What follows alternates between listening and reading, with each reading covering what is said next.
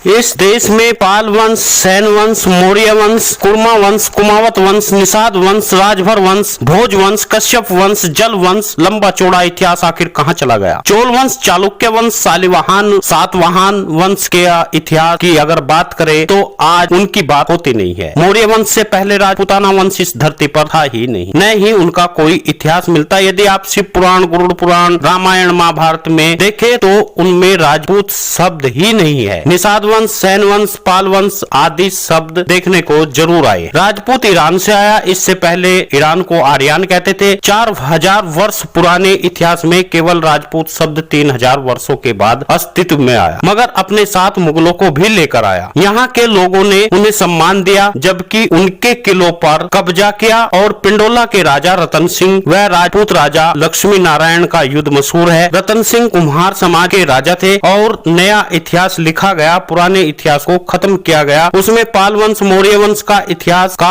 एक दोहरा व्यवहार इतिहासकारों ने किया। 6000 वर्ष पुराने इतिहास पर कब्जा लगातार राजपूत समाज करता हुआ आ रहा है। मुगलों से हारकर राजपूत समाज रियासतों में बट रहा था और तमाम रियासतें बचाने के लिए अपनी बेटियों की शादी मुगलों के यहाँ कर रहा था। फिर भी वे लोग अपने इतिहास पर गर्व कर रहे हैं, हमारे इतिहास पर कब्जा कर रहे हैं। कुर्मा वंश के ही लोग अपने आप को जो वर्मा लिखते हैं, वर्मा हरियाणा में, दिल्ली में प्रजापति व सुनार समाज के लोग भी लिखते हैं। वर्मा शब्द का अर्थ ब्रह्मा है। ब्रह्मा बिगड़ा हुआ नाम है ब्रह्मा जी का, यानी प्रजापति का। राजा दक्ष प्रजापति, प्रायचेतस प्रजापति या ययाति प्रजापति महाराज हुए, जिसका अर्थ एक आधार पर हम ब्रह्म भी कह सकते हैं, जो ब्रह्मांड के राजा थे। पूरा पिछड़े वर्ग का इतिहास एक रास्ते पर आकर मिल जाता है। आज जरूरत है अपने इतिहास को बचाने की। यह तमाम पिछड़े वर्ग का इतिहास एक ही है और एक ही पिता की सब संतान। मौर्य वंश में भगवान बुद्ध हुए, मगर भगवान बुद्ध की माँ का नाम गौतमी प्रजापति था। आज हमें लगातार सूरसेन का इतिहास हम खत्म होते हुए देख रहे हैं। आज अपने इतिहास को